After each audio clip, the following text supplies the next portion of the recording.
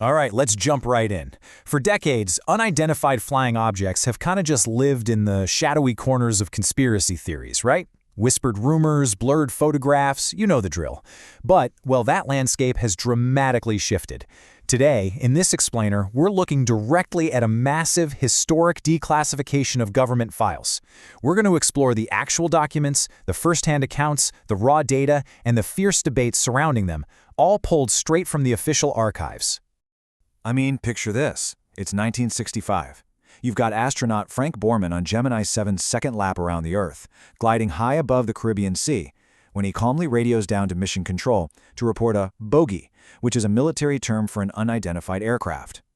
For years, incredible moments like this were just folded away into government vaults, but now, these raw transcripts are out in the open, and they form the backbone of a truly fascinating story we're about to unpack together. So here's our roadmap. 1. The historic UFO file drop. 2. Astronauts report the unexplained. 3. Photographic and video evidence. 4. Skeptics and scientists react. And 5. The search for answers. Real quick, before we get too deep, let's clear up the government jargon so we know exactly what we're looking at. You're going to hear the term UAP a lot. That stands for Unidentified Anomalous Phenomena, which is essentially Washington's modernized catch-all term for what we used to just call UFOs. And all of this information is coming to us through PERSU, or the Presidential Unsealing and Reporting System for UAP Encounters. Think of it as the official framework housing the whole shebang. Okay, Part 1. The historic UFO file drop and the unsealing of the May 2026 archive. Initiated by an executive directive from President Trump for maximum transparency, the sheer scale of this PERS release is honestly staggering. We're talking about an initial drop of over 160 documents and 20 previously classified videos, spanning a massive timeline from 1948 right up to recent years. But what's truly remarkable here is the interagency effort. This isn't just one rogue department. The Department of War, National Intelligence, NASA, the FBI, the Department of Energy, and AARO all had to coordinate to pull their holdings together into one centralized public database. Secretary of War Pete Hegseth really hit the nail on the head regarding the administration's goal. Keeping these files classified was actively fueling public speculation. By giving you the raw data, the transcripts, the photos, the memos, directly into your hands without requiring any security clearance, the government is stepping back. They're basically allowing you, the viewer, to act as the analyst. Moving on to Part 2, astronauts reporting the unexplained, from orbit all the way to the moon. What makes this specific timeline so absolutely fascinating is that we aren't talking about random people looking up at the night sky. These are highly disciplined NASA astronauts.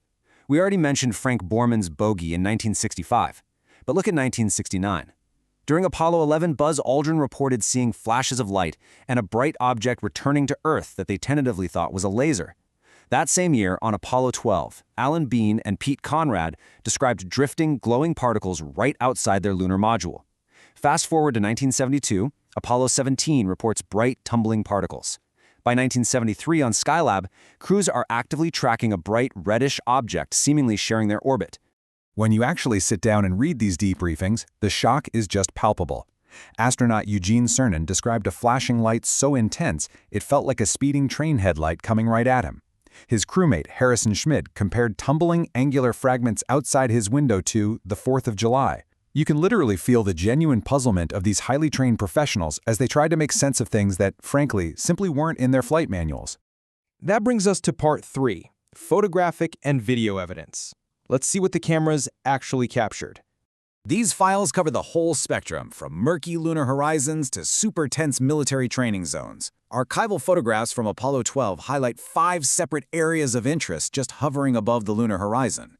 There's also that famous 1972 Apollo 17 image showing 3 unexplained dots holding a tight, triangular formation in space. But you know, it's not all off-planet. The dossier includes terrestrial law enforcement footage showing mysterious orbs appearing to launch other orbs, and incredibly tense logs documenting superheated objects flying dangerously close to a U.S. helicopter. 20.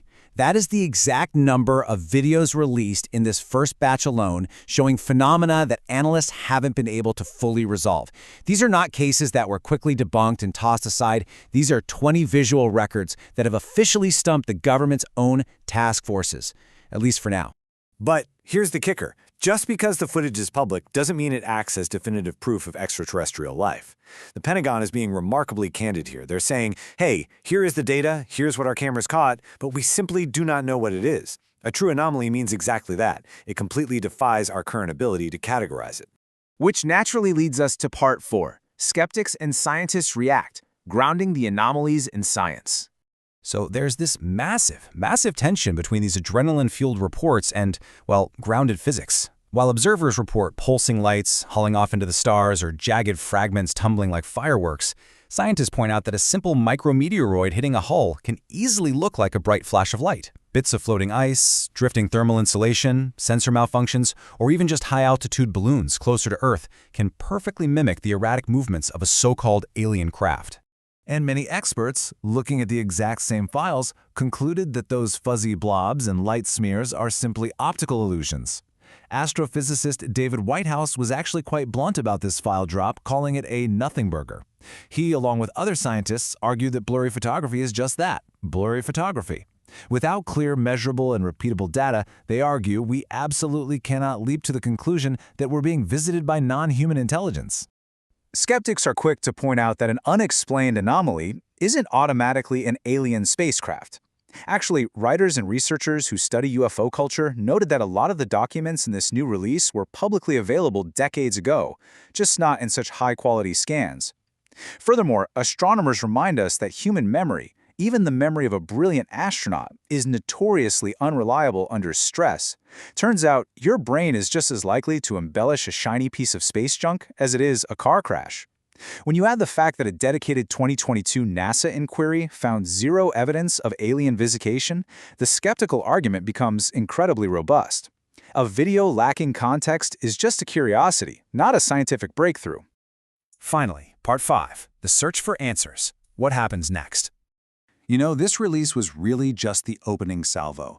Right now, we're watching a massive bureaucratic machine in motion. First, the agencies dig through decades of archives. Next, they have to carefully vet everything to make sure no classified military capabilities or sensitive sources are accidentally revealed. Finally, they hit publish. We're told to expect the next batch of documents roughly 30 days after this initial drop, meaning this archive is only going to grow. Ultimately, the pursuit of knowledge continues. NASA Administrator Jared Isaacman emphasized that exploration is core to their mission. Whether these anomalies turn out to be foreign surveillance drones, optical illusions, or something entirely beyond our current understanding of physics, the commitment now is to remain candid and let the data lead the way, completely out in the open. So, the files are open. The evidence is literally in your hands. The ultimate verdict on this dossier is up to you. We've walked through the astronauts' awe-inspiring accounts, we've examined the blurry but baffling visual evidence, and we've weighed the grounded logic of the scientific skeptics. The government has laid its cards on the table, admitting it simply doesn't have all the answers. So, as you dig into these unsealed files, you've got to ask yourself, are we just looking at camera glitches and floating ice, or are we finally catching a glimpse of a much larger neighborhood? Keep exploring.